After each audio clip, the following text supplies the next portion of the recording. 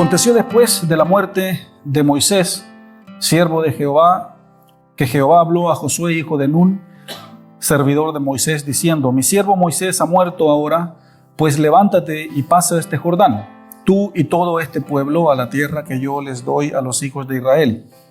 Yo os he entregado, como había dicho a Moisés, todo lugar que pisase la planta de vuestro pie, desde el desierto y el Líbano hasta el gran río Éufrates, toda la tierra de los heteos hasta el gran mar, donde se pone el sol, será vuestro territorio.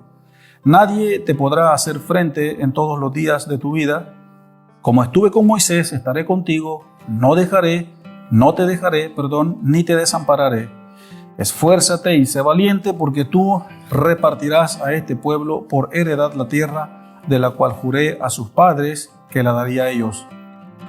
Versículo 7. Solamente esfuérzate y sé muy valiente para cuidar de hacer conforme a toda la ley de mi siervo Moisés, la que él te mandó. No te apartes de ella ni a diestra ni a siniestra, para que seas prosperado en todas las cosas que emprendas. Nunca se apartará de tu boca este libro de la ley, sino que de día y de noche meditarás en él, para que guardes y hagas conforme a todo lo que en él está escrito, porque entonces harás prosperar tu camino y todo te saldrá bien. Mira que te mando y que te esfuerces a que seas valiente. No temas ni desmayes, porque Jehová tu Dios estará contigo en donde quiera que vayas. Y Josué mandó a los oficiales del pueblo diciendo: Pasad por en medio del campamento y mandad al pueblo diciendo: Preparaos comida, porque dentro de 3 días pasaréis el Jordán para entrar a poseer la tierra que Jehová vuestro Dios os da en posesión. Señor, en esta mañana queremos agradecerte por este tiempo, Señor, de servicio, Señor, de reunión. Gracias, Señor, por todos los presentes. Bendecimos, Señor, sus vidas. Bendecimos también, Señor, tu nombre. Bendecimos, Señor, tu Espíritu que está con nosotros, que es Él en realidad quien nos muestra, nos enseña, nos nutre. Es Él quien nos revela, Señor, la verdad. Y si el Espíritu Santo no está acá, no hay revelación. Si el Espíritu Santo no está en este lugar, tu palabra no habla, Señor, porque Él es el que revela las cosas. Y creemos por medio de la fe, Señor, que tu Espíritu mora, habita primeramente en nuestros corazones y también, Señor, en toda la asamblea, en toda la iglesia. Oro, Señor, para que este mensaje sea de mucho crecimiento, de mucho beneficio para el aprovechamiento espiritual de cada uno de los que están acá.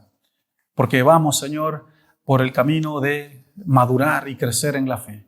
Esa es parte de nuestra visión, nuestra misión como Iglesia IBC, que los creyentes maduren, crezcan en el conocimiento de tu verdad, que crezcan en la fe, que crezcan en conocer a Dios, saber quién es Dios y cuál es la posición de ellos también delante de ti, Señor. Gracias por este mensaje. Háblanos, quédate con nosotros, enséñanos.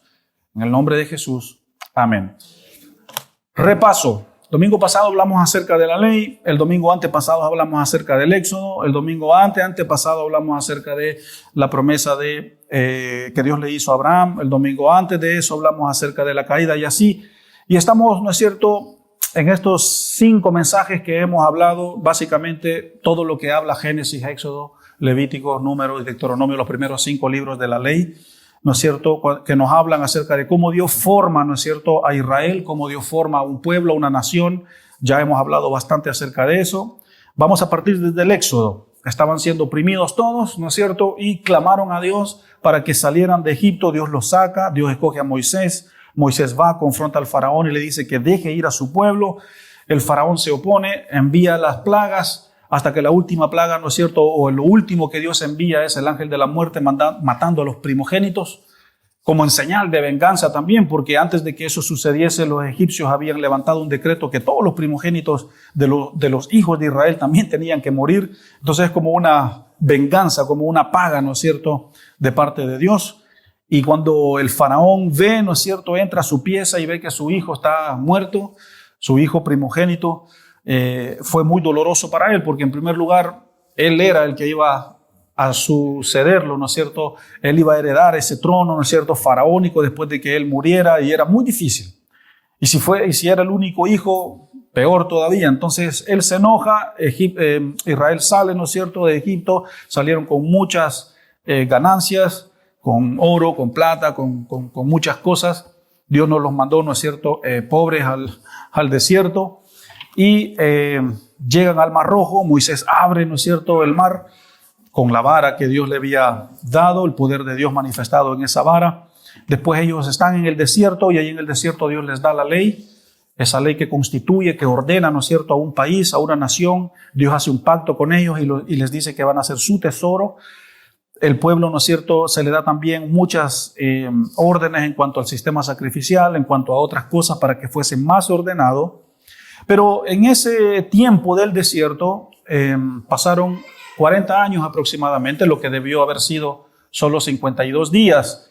Pero debido a su necedad, a su pecado, a su porfía, ¿no es cierto?, Dios hace que esa generación dura, ¿no es cierto?, de corazón, que salió de Egipto, quedase mejor en el desierto, que viviese en el desierto, que muriera en el desierto, y los hijos de ellos iban a ser los que iban a entrar a la tierra prometida. Dios se portó muy bien con ellos, proveyéndoles el maná, proveyéndoles comida, proveyéndoles todo, y obviamente ellos no cumplieron con su parte.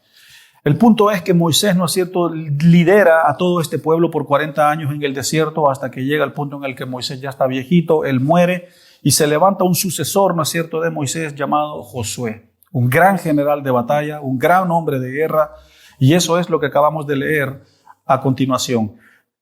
El liderazgo de Moisés paró, él le entregó el legado, ¿no es cierto?, a Josué, y ahora es Josué el que tiene, ¿no es cierto?, el desafío de introducir a casi 2 millones de personas adentro de esta tierra prometida.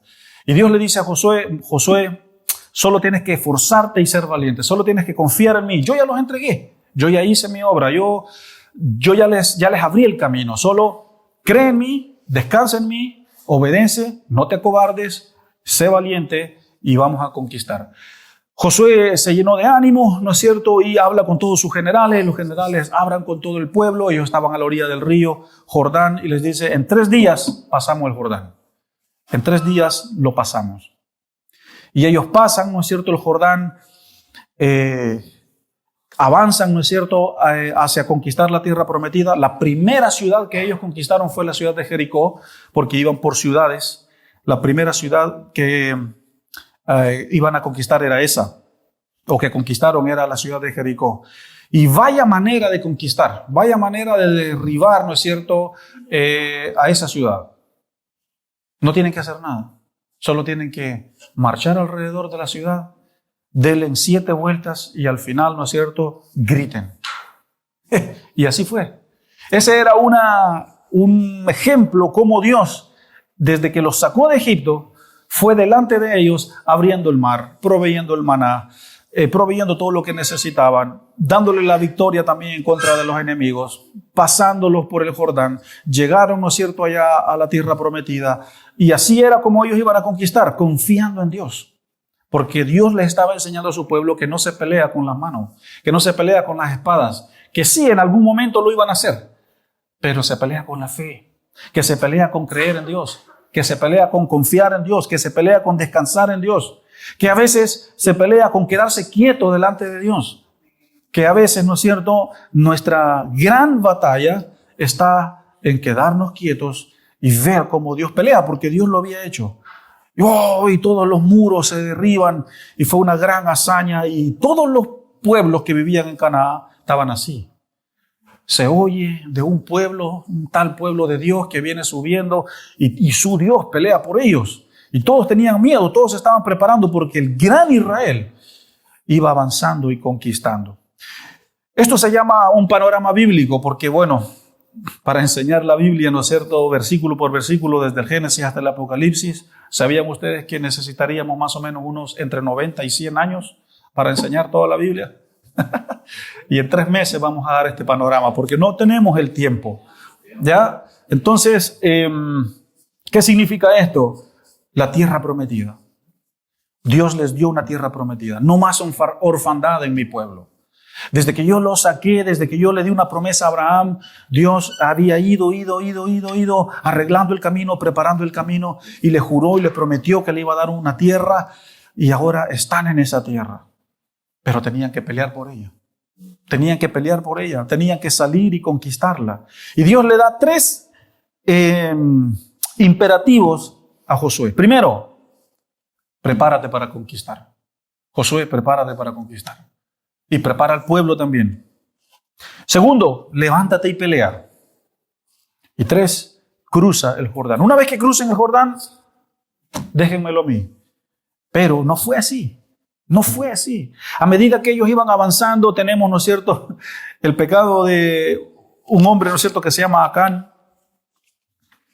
Dios les dijo que tenían que matar a todos los que vivían en esa tierra, a todos. Ese fue el requisito para que Dios diera la victoria. Maten a todos, niños, niñas, adultos, viejos, ancianos, jóvenes, todos. Y aquí es donde Dios es criticado. Dios es un genocida. Dios cometió genocidio en la Biblia porque Dios ordenó que todos murieran. Ese Dios en el que los cristianos creen es un Dios homicida, es un Dios malo. Es un Dios contradictor porque Él dice que ama, pero también manda matar. Hay un plan que se llama plan de salvación. Hay una línea, ¿no es cierto?, que había que cuidar. Había un linaje que había que cuidar. Y Dios es Dios. Él hace como quiere, Él actúa como quiere, a diferencia de que el actuar de Dios, Él actúa en su inmensa sabiduría. Dios se enoja, sí, Dios se enoja. La diferencia es de que Él usa su enojo sabiamente, no como el enojo de nosotros, que no es sabio. Dios se aira, sí, Él se aira, pero el airar de Dios es muy ordenado, muy sabio y de una forma que va conforme a sus atributos, conforme a su naturaleza, conforme a su carácter. Nosotros no tenemos eso que Dios tiene. Entonces Él actúa conforme al orden, ¿no es cierto?, de los tiempos. Él actúa conforme al orden, ¿no es cierto?, de las etapas. Él actúa conforme al orden en el que va llevando a su pueblo. Es que Él había hecho un pacto que era de formar, era de bendecir, era de dar una tierra. Hijo, siéntate acá que yo te voy a dar herencia. Y yo voy a hacer todo lo posible para que tú tengas herencia. Y yo ya te di la tierra, aquí está la tierra. Pero hijo, solo tienes que portarte bien. Hijo, solo tienes que creer, solo tienes que confiar. Y Dios estaba comprometido con ese pacto, comprometido con esas promesas. Y por eso es que Él lo hizo. Desde que Dios le dio la promesa a Abraham de darle una tierra prometida a su descendencia, hasta que se cumplió, pasaron 685 años. 685 años, 430 años de esclavos en el desierto, más 40 en el desierto después, y así, entre Abraham y Moisés, tenemos como 200 años, 685 años desde que Dios le dijo a Abraham, de la tierra prometida, y ahora están acá. Ese es el tiempo que tardó esta promesa.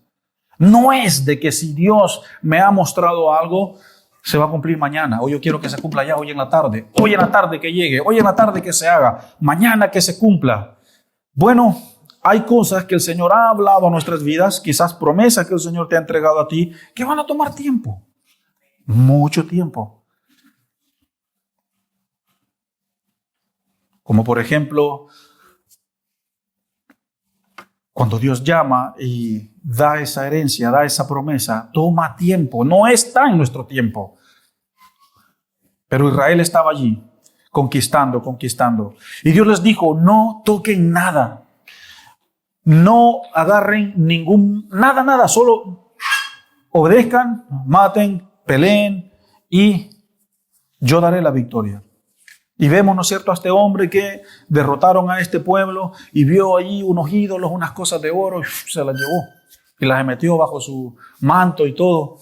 Y de repente la batalla no seguía, había, ¿no es cierto?, conflicto, había crítica, había chisme, había derrota, y hasta que Josué se frustra y dice, ¿qué está pasando? Y Dios le dice, hay alguien del pueblo que no obedeció. Y van donde este hombre le dice, oye, ¿pero qué has hecho? Si Dios nos dijo que no tenemos que agarrar nada, dijo que no teníamos que tocar nada, solo teníamos que pelear. ¿Qué pasó? ¿Por qué desobedeciste? Y vemos cómo la bendición se traba cuando hay algo que está allí oculto, hay algo que está allí guardado. Cuando hay algo, ¿no es cierto?, que está allí que no encaja. delante de Dios y nosotros. Y hasta que eso no sea quitado, hasta que eso no sea removido, no avanzamos. No avanzamos. Bueno, ¿cuál fue el gran problema de Israel? Porque suena bonito, vamos a la conquista, vamos a la guerra, la tierra prometida, vamos a tener herencia, vamos a tener tierras. Las 12 tribus se van a dividir, ¿no es cierto? Cada quien se le va a dar un pedazo de tierra, porque literalmente fue así. Dios agarró un grupo de gente y lo llevó, ¿no es cierto? Y la idea es que cada uno tuviese su terreno, su tierra. No sé cuánto, la Biblia no especifica, no sé si era una parcela, 2 parcelas, 5 parcelas por familia, no se sabe, pero cada quien iba a tener su lugar, cada quien iba a tener su terreno, cada quien iba a tener su pedazo de tierra para vivir, para que construyese, para que edificase. Y esa ciudad, en la tierra prometida, es la misma ciudad que pasaron los tiempos en la Biblia, pasaron, hasta que llegaron los tiempos de Jesús. Fue ese mismo lugar. Cuando yo estaba recién estudiando, ingresando al campo del estudio bíblico, yo pensaba que eran diferentes lugares. Cuando Israel entra a la tierra prometida y después en los tiempos de Jesús yo pensé que era otro y era como no, años atrás, y fue para mí muy revelador saber que no, que es el mismo lugar. Que allí en esa tierra prometida, allí fue donde los profetas profetizaron, allí fue donde los reyes reinaron, más adelante, allí fue donde los jueces juzgaron, allí fue donde Jesús vino, donde todo ocurrió en ese lugar. Y bueno, hasta ahora todo bien, iban conquistando, pero Dios les dijo algo muy, muy, muy importante que ellos no hicieron.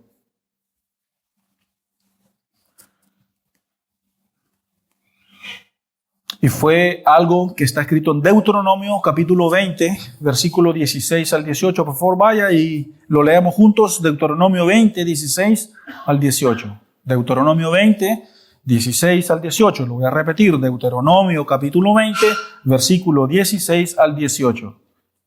Pero de las ciudades de estos pueblos que Jehová tu Dios te da por heredad, ninguna persona dejarás con vida, sino que los destruirás completamente.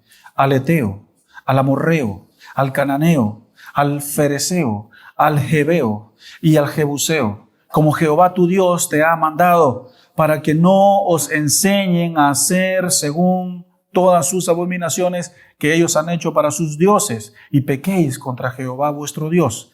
Chan, chan. Gran revelación, sí, gran revelación. ¿Cuál fue el motivo? ¿Cuál fue el propósito para que Dios dijese eliminen a todos? Porque con uno que quedase vivo, ese uno que quedase vivo de todos estos pueblos paganos, les iban a enseñar a adorar ídolos, les iban a enseñar a apartarse de su Dios y a adorar dioses, les iban a enseñar todo lo malo.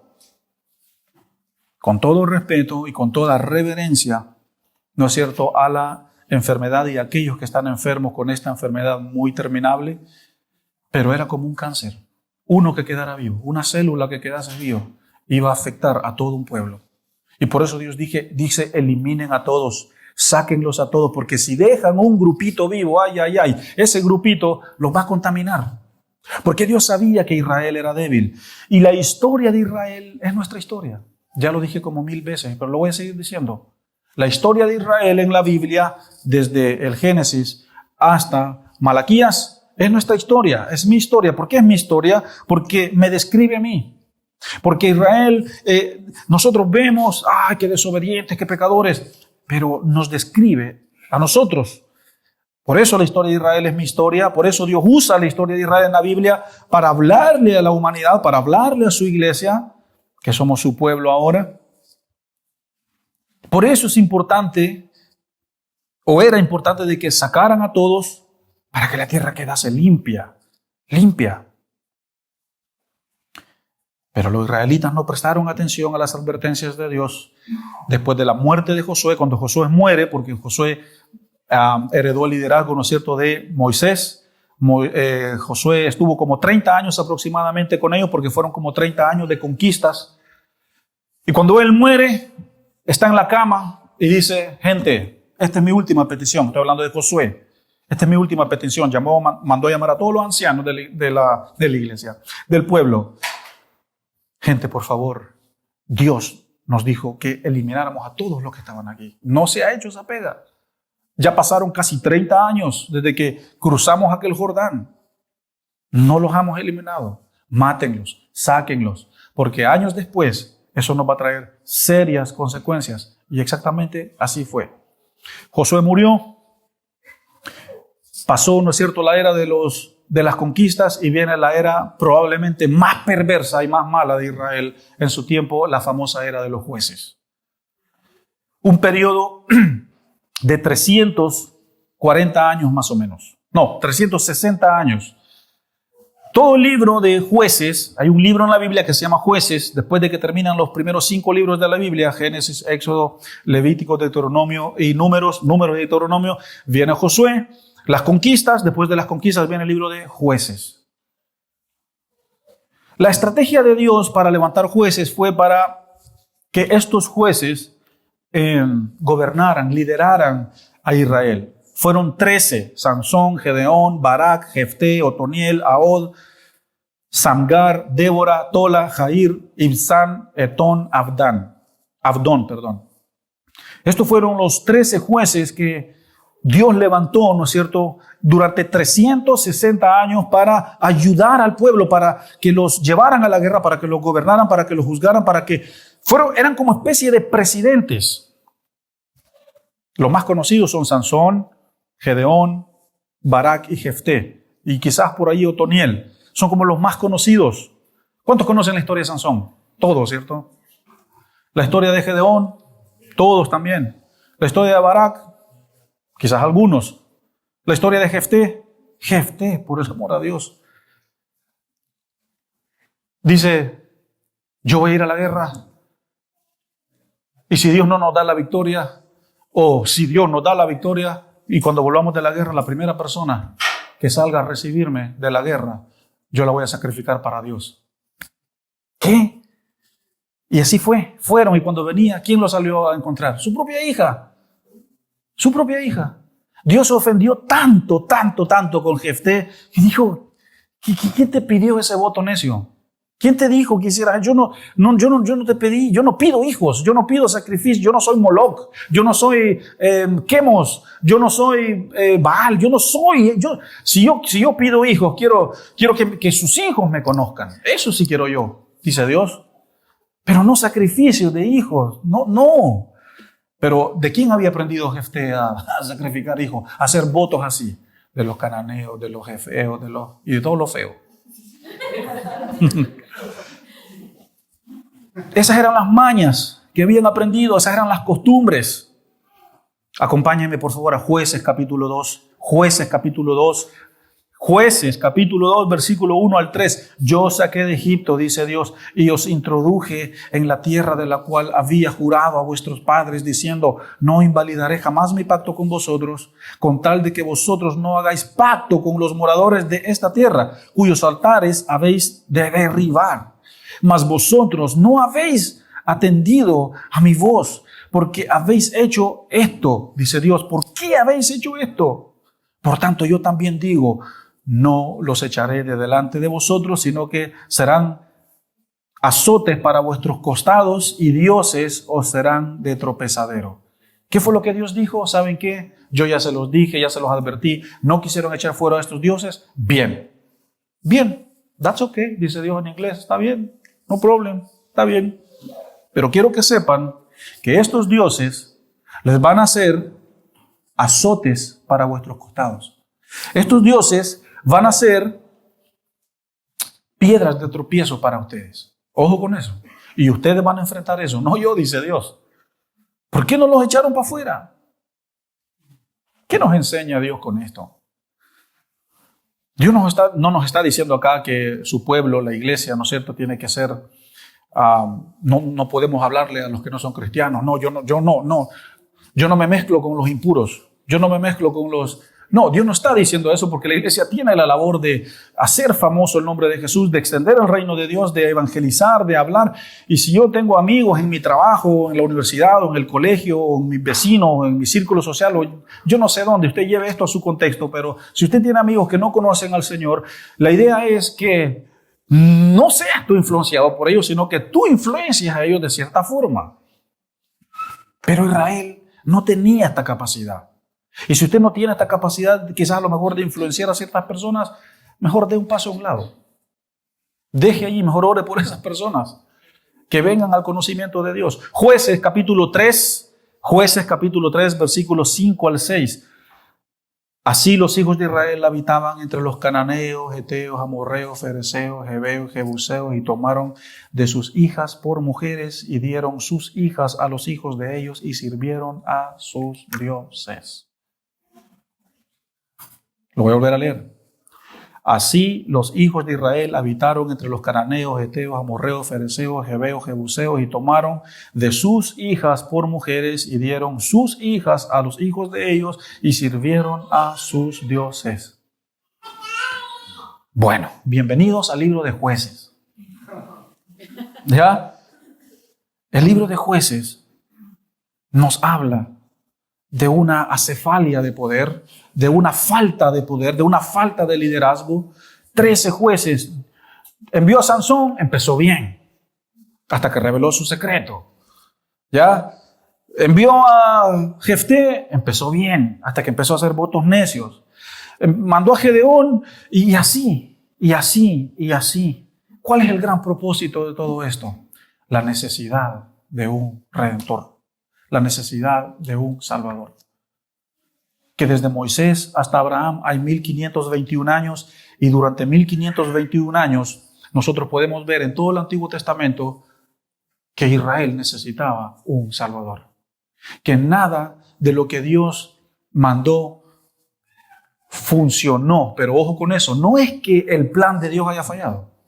No es que Dios se equivocó. No es que Dios no frotó suficiente las manos para poner suficiente poder en el sistema sacrificial para que fallase. No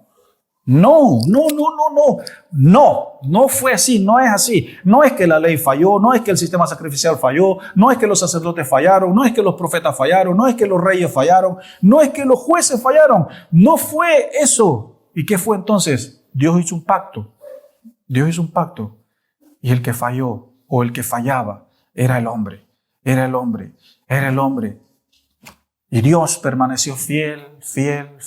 El primer nombre de Dios es fidelidad. El segundo nombre de Dios es fidelidad. El primer apellido de Dios es fidelidad. Y el segundo apellido de Dios es fidelidad en el Antiguo Testamento. Dios, así como una columna y un baluarte, firme a su pacto, firme, viendo a su hijo fallar y caer durante 1521 años. Y Dios amando a su pueblo Israel. Yo te amo, Israel, yo te amo.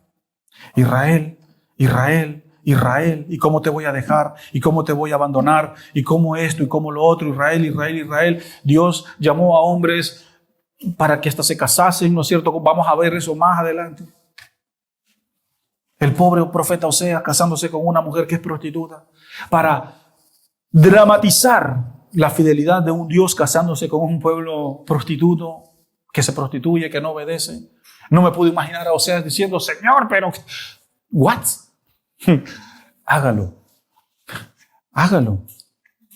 Porque así dice Jehová, que así como este hombre es Dios de fiel. Pero yo me estoy adelantando, pero estamos en Jueces. ¿Les puedo pedir un favor, iglesia? Lean el libro de Jueces, por favor. Esta semana, siéntese, agarre un tecito, lea. Usted y Dios, nadie más. No agarre diccionario bíblico, no. Solo siéntese, pídale la guianza al Señor, limpie su corazón, limpie su conciencia, que el Señor, y lea. Y le garantizo que el Señor le va a hablar. Porque así como Dios habla a través de sus escrituras, lea, por favor, lea este libro.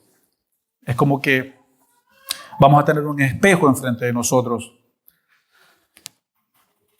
Los israelitas quebrantaron este pacto. Y bueno, para ir buscando ya la salida, ¿no es cierto?, del túnel de nuestro mensaje, en el tiempo de Jueces tenemos lo que se llama un ciclo de pecado. Ponga atención, por favor. Ciclo de pecado. ¿Cómo se componía este ciclo de pecado? Bueno, es como un reloj, ¿ya? Es como un reloj. En el número 12 está la palabra pecado. En el número 3 está la palabra juicio. En el número 5 está la palabra arrepentimiento. En el número 6 está la palabra liberación. En el número, no sé, 10 o 11 está la palabra reposo. Y después la aguja volvía otra vez al pecado, que es el número 12. Y así, y así, y así, y así, y así continuaba este ciclo. Entonces, los estudiosos de la Biblia detectaron muchos años atrás que hay 7 de estos ciclos en el libro de Jueces. 7 ciclos de pecado. 7.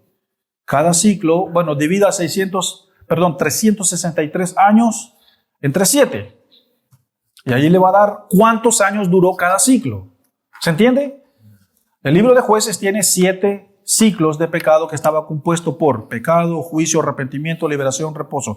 Déjeme explicar. El pueblo caía en pecado, caía en desgracia, caía en desobediencia. Los enemigos los iban rodeando, los iban atrapando. Y ¡ay! Lloraban, Señor, líbranos. Venía el juicio de Dios. Y después ellos se arrepentían. Dios los libraba de los enemigos. Dios hacía que los viñedos, que los trigales, que los ganados volviera a crecer, volviera a prosperar, y el pueblo tenía reposo. Y un tiempo después, pecado otra vez. 7 veces. 7 veces. Durante 360 años, 7 ciclos de pecado. ¿Quién es el que rompe el ciclo del pecado en nuestra vida? ¿Por qué a veces no podemos dejar ese pecado? ¿Por qué a veces no podemos dejar esa adicción? ¿Por qué a veces no podemos dejar esos malos hábitos? ¿Por qué a veces no podemos dejar esas malas costumbres? Y da la sensación que la vida de ciertos creyentes, ¿no es cierto?, camina en base a este ciclo. Una vida de pecado, después viene el juicio de Dios, después se arrepiente ese creyente, después Dios lo libera, le da prosperidad, bendición, un trabajo, qué sé yo, después entra en un tiempo de reposo y después otra vez y otra vez. Y otra vez. Y no solo en la vida quizás del creyente, quizás también en el hogar, quizás también en el matrimonio, quizás puede ser en la empresa, puede ser adentro de la iglesia, puede ser afuera de la iglesia. El punto es de que si hay alguien acá en esta iglesia que lucha con este ciclo de pecado, tú necesitas el evangelio. Necesitas la gracia de Dios. Necesitas la intervención de Dios. Porque solo Él puede romper este ciclo. Solo Dios puede romper el poder del pecado. No lo puede hacer la consejería bíblica, no lo puede hacer la terapia, no lo pueden hacer. El hombre no rompe. Yo no tengo ningún poder, ninguna autoridad. Yo como pastor de esta iglesia, y ni los ancianos, ni los líderes de la iglesia, nadie tiene el poder ni la capacidad para romper esto. Solo Dios lo puede hacer. Y la clave es que tú vengas a Él en arrepentimiento genuino y verdadero. Y cuando hay un arrepentimiento verdaderamente desde las entrañas de tu mundo interior hacia afuera, entonces Dios rompe este ciclo. Y ya no vivimos, ¿no es cierto?, como ese atleta cansado que cojea, ese que está lesionado, y ciclo, y ciclo, y ciclo. Basta, no más ciclos. No más ciclos. Dios tiene que romper esto en nuestras vidas. 363 años. ¿Y cómo termina el libro de Jueces? Vaya a Jueces 21-25. Jueces capítulo 21, versículo 25. Jueces capítulo 21, versículo 25. En estos días no había rey en Israel y cada quien hacía lo que quería. Tal cual como eran antes de ser escogidos. Cada quien hacía lo que quería en Israel. Parecía que no había orden, no había ley, no había Dios, no había nada.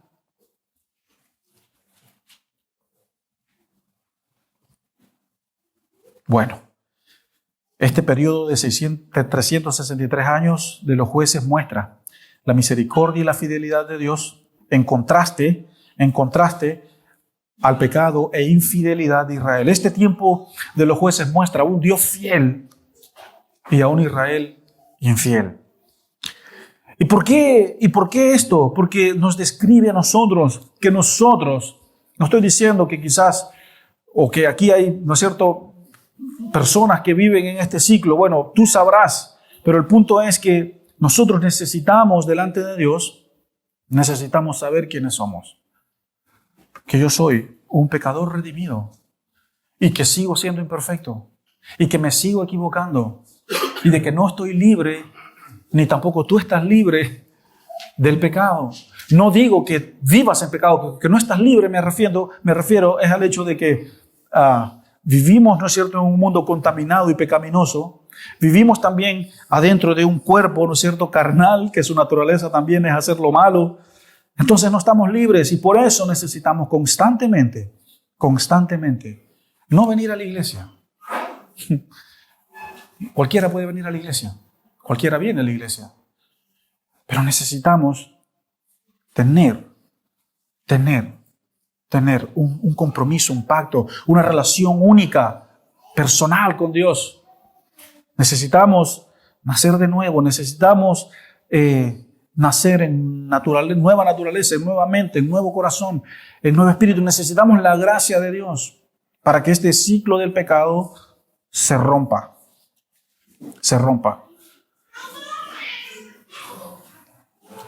Bueno, quiero unir ahora todo lo que tiene que ver, ¿no es cierto?, con la promesa de conquistar la tierra prometida y esto de los jueces. Es como que está al revés, pero lo vamos a poner, ¿no es cierto?, así. Que si no se rompe este ciclo de pecado en tu vida o en mi vida primero, yo no voy a poder conquistar. ¿Qué voy a conquistar yo? ¿Qué va a conquistar usted? Dios no se va a mover. Su mano no se va a mover. Es decir, claro, Dios puede moverse, Dios puede hacer, pero si yo tengo una línea con Dios, yo tengo una relación personal con Dios, yo tengo que vivir en los aspectos de este ciclo del pecado, en el aspecto de arrepentimiento constante y liberación. No liberación de que me van a expulsar los demonios, sino en libertad. Porque Jesús dice, y conocerán la verdad, y la verdad los hará libres. Y si en algún momento llegamos a fallar, llegamos a caer, bueno, la gracia de Dios nos levantará. La gracia de Dios nos ayudará. Pero el punto es, iglesia, que si estos ciclos no se rompen en nuestras vidas, olvídalo, no hay conquista, no hay promesa. Es así. No porque yo lo diga, sino que porque la Biblia lo dice. Cuando ellos iban avanzando y conquistando y iban cumpliendo conforme a lo que Dios les iba diciendo, los enemigos eran derrotados. A veces ellos no tenían que pelear, o si peleaban, pero ya Dios ya se los había entregado, ya estaban acorralados, ya no tenían cajón, solo para que los llegaran a matar. Y así. Pero vemos que en algo, y ¡pac!, se paraba el proyecto. Y ya, pues, y Dios. Y bueno, pues, purifíquense, pues. Límpiense, o sea, obedezcanme, cumplan la ley y acuérdense de la bendición y la maldición que hablamos el domingo pasado. Dios dice, si obedeces, parece una condición, sí, miren, parezca lo que quiera parecer, pero es la palabra de Dios. Si tú me obedeces, vas a ser bendecido. Si tú me desobedeces, maldición verás. Miseria, dolor, tu granero, tu campo, no prosperará tu familia. La enfermedad llegará a tu casa. Eso es lo que Dios, de acuerdo, no yo, sino Dios le dijo a su propio pueblo. Pero caminen en bendición, caminen en mi ley y dice Dios. Ahora, lo que nosotros tenemos que entender es que aún estando en los caminos de Dios enfrentamos desafíos, enfrentamos luchas. Nadie se escapa de eso, pero Dios nos da la gracia, Dios nos da la fuerza. Y esto es lo lindo de este aspecto, ¿no es cierto?, del panorama bíblico. La tierra prometida y la era de los jueces. Pero Israel, lamentablemente, en este tiempo, quizás el otro domingo cuando hablemos de lo próximo, ya van a estar en otro estado, pero en este estado ellos estaban así. Muy mal delante de Dios. Pero donde nos tenemos que quedar es que Dios permanece fiel. Dios permanece fiel con sus hijos, con su pueblo. Y sin este ciclo de pecado roto, no hay conquista, no hay promesa, no hay bendición. No hay. Dios, gracias por este mensaje. Gracias por esta palabra. Gracias, Señor, porque estamos estudiando la historia de tu pueblo en el Antiguo Testamento para que nosotros podamos sacar verdades de esta historia para que tú puedas hablar a nuestras vidas y para que nosotros alineemos nuestros corazones contigo. Y quiero orar, Señor, si hay alguien acá que está siendo víctima de este ciclo de pecado, de este ciclo pecaminoso, y que quizás ya intentó de todo para pararlo, para frenarlo. Quizás las luchas, quizás las tentaciones son más fuertes que él o que ella. Quizás el poder de la adicción es más fuerte. Quizás el temperamento o el carácter te domina. Quizás alguna situación en tu matrimonio ya te sobrepasa. Quizás a lo mejor en las finanzas no ves victoria. Bueno, Señor, rompe estos ciclos en nuestras vidas. Rompe el ciclo del pecado, Señor, en la iglesia IBC. Rompe el ciclo del pecado. Y que cada quien lleve, Señor, esto a su propio contexto. Pero que se rompan cadenas, que se rompan ataduras, que se rompan fortalezas, que se rompan maldiciones, que se rompan herencias generacionales, herencias que tienen que ver a lo mejor con rechazo, con abandono, herencias que tienen que ver con dolores, herencias que tienen que ver con depresiones, herencias que tienen que ver con inmoralidad sexual, herencias que a lo mejor tienen que ver con algo que nos lleva a caer, Señor. Oramos en esta mañana en el nombre del único nombre que es sobre todo nombre, el nombre de Jesús, que se rompan los ciclos de pecado en la iglesia, que se rompan, Señor, los ciclos, que se rompan las etapas, que se rompa la duda, que se rompa, Señor, el pecado, Señor. Tú sabes, tú conoces a cada corazón. Y no queremos quedarnos, Señor, como los ratoncitos blancos que dan vueltas, Señor, en esa canastita, en ese ciclo que avanza y avanza y avanza y avanza. Rómpelo, Señor, rómpelo, porque si no, no veremos conquista, no veremos promesas, no veremos avance en nuestra fe, no veremos avance en nuestra santidad, no veremos avance, Señor, en nuestro compromiso, no veremos avance, no veremos crecimiento, Señor. Solo tú tienes el poder de romper esto con tu evangelio, con tu sangre, con tu resurrección, con tu sacrificio, Señor. Con el poder de tu palabra, con el poder de tu espíritu. Rompe, Señor. Rompe los ciclos en los niños, en nuestros niños. Rompe, Señor, los ciclos en nuestros preadolescentes. Rompe, Señor, los ciclos en los jóvenes. Rompe, Señor, estos ciclos, Señor, en los adultos, en los matrimonios, en los hogares. En todas las áreas de nuestra vida, aquí en la iglesia también, rompe, Señor, que hoy día se rompan las fortalezas. Que hoy día, Señor, queremos conquistar. Que hoy día, Señor, queremos avanzar. Que hoy día queremos cruzar ese Jordán. Hoy día queremos cruzar, Señor, ese Jordán. Hoy día, Señor, queremos agarrarle el escudo, agarrar la espada y decir, me esforzaré, haré un compromiso con Dios. No quiero ser igual, no quiero ser el mismo. Quiero ver las promesas de Dios cumplidas en mi vida, en mis hijos, en mi parentela, en mis nietos. Señor, cambia la maldición por bendición. Cambia, Señor, todo lo que está maldecido, todo lo que no crece, lo que no prospera. Señor, rómpelo y cámbialo por bendición. Ministra, Señor, a tu iglesia. Ministra, Señor, a tu pueblo con el poder, Señor, de tu palabra. Y descansamos, Señor, en que tú vas a hacer la obra. Tú la harás. Sabemos que tú lo harás. En el nombre de Jesús. Amén, Señor, y amén. Muy bien, que el Señor les bendiga. Recuerda suscribirte a nuestro canal y activa las notificaciones para que no te pierdas ninguno de nuestros sermones.